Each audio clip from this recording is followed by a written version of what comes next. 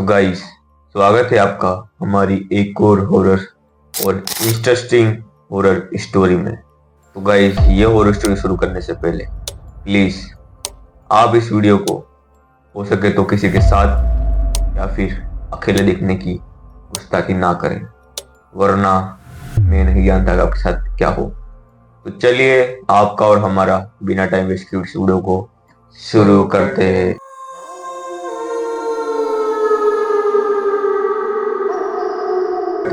Guys, ये कहानी है रिया की।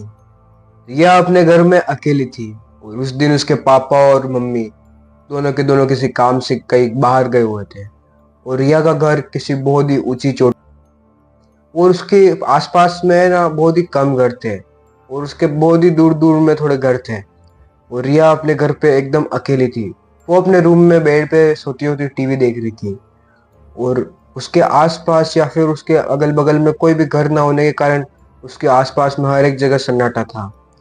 लेकिन जब रिया थोड़ी देर में बाथरूम जाके उठी तो उसने देखा कि उसकी जो घर का डोरबेल है वो कोई बजा रहा है।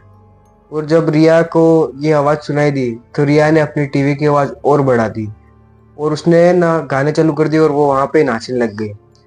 उसके बाद एक दो बार वो डोरबेल बजी, फिर भी रिया ने उसको इग्नोर किया। जब चौथी बार वो डोरबेल बजी तो रिया उस दरवाजे के पास उसने जाकर खड़ी होने के बाद वो वहाँ पे ही थोड़ी देर खड़ी रही। उसके बाद उसके घर में ऐसी कोई भी जगह नहीं थी जिससे वो कोई भी बाहर का जो व्यक्ति हो सकता है वो अंदर की तरफ है ना देख ही नहीं सकता, क्योंकि उसके पूरा घर ही एकदम पूरी तरीके से पैक था। और उसका जो एक ही रूम था जो कि पियानो रूम था उसका, उसमें एक खिड़की लगी हुई थी जिससे ना उसके घर का आगे का पूरा बैकग्राउंड देख सकते थे अपने। उसके बाद जो रिया थी वो फटाफट से ना उस डोर के पास गई और वहीं खड़ी थी। उसके बाद किसी ने उसको बुलाया, रिया, मैं जानता हूँ तुम अंदर हो। और ये आवाज बहुत ही क्रीपी थी और बहुत ही दबी दबी सी थी। ये सब सुन के रिया एकदम शॉक हो गई और रिया बहुत ज्यादा डर गई थी। रिया फटाफट से दौड़ के अंदर गई और अपने रूम में जाके बैठ गई।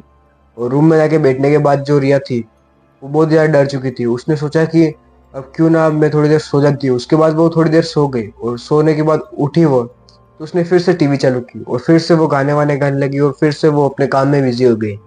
फिर 2 घंटे बाद जब रिया एकदम नॉर्मल हो गई थी तब किसी का फिर से डोरबेल बजाने का मन हुआ और फिर से उसके घर के आगे कोई एक और बंदा आके डोरबेल बजा रहा।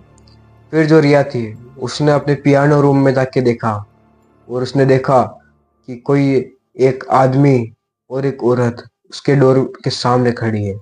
और ये सब देख के जो रिया थी वो बहुत ज्यादा डर गई और उसने देखा कि वो औरत ऐसी वैसी औरत नहीं थी। उसने बहुत ही बड़ी सी काली कलर की कोट पहन रखी थी और जो उसके साइड में जो आदमी था उसके बड़े बड़े दांत थे और है ना बहुत ही ज्यादा वो क्रीपी दिख रहा था। उसके मुंह पे एक बहुत ही क्रीपी स्माइल थी।